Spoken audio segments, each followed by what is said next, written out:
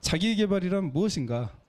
그리고 독서란 어떻게 무엇을 위해서 해야 되는가라는 것에 대해서 여러분과 이야기를 나누도록 하겠습니다. 저는 그 자기 개발이라는 거에 대해서 우리 일반 사람들이 알고 있는 것과 굉장히 다른 관점을 가지고 있습니다. 자기 개발하면은 그 자기 개발을 굉장히 싫어하는 사람들이 우리나라에 굉장히 많아요. 자기 개발이라는 게 결국 남을 짓밟아서 성공을 해서 뭐 이렇게 외제차를 타고 다니면서 과시를 하는 물질 만능주의를 극대화시키는 그런 나쁜 책이다. 그렇기 때문에 자기 개발을 싫어한다. 이런 식으로 이야기를 하더라고요. 제가 여러분에게 드리고 싶은 말씀은 이제 자기 개발이라는 것은 굉장히 멋진 거거든요. 그냥 아름다운 겁니다.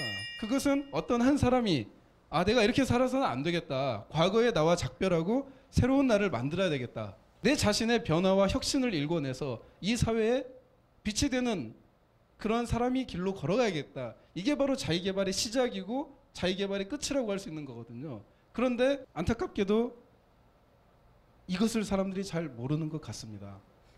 성경 말씀을 잠깐 인용할게요. 한 알의 밀이 땅에 떨어져 죽는 겁니다.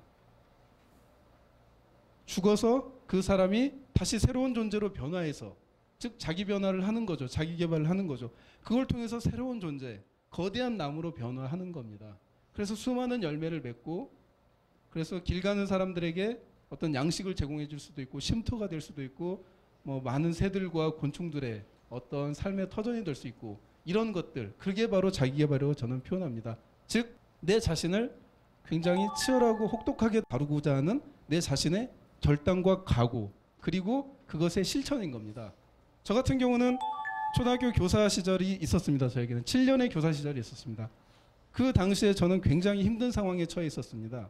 이미 20대 초반에 저에게는 원금만 4억 원에 달하는 보증빚이 제 등에 짊어져 있었습니다.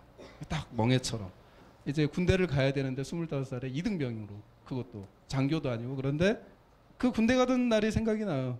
우리 집 우체통에 편지가 한가득 꽂혀 있었는데, 그 편지가 뭐냐면 언제까지 돈을 갚지 않으면 형사 고소하겠다, 집을 경매에 처하겠다, 뭐 기타 등등 뭐 그런, 참 그 마음을 안고 이제 제가 군대를 갔다가 제대하고 초등학교 선생님이 됐죠.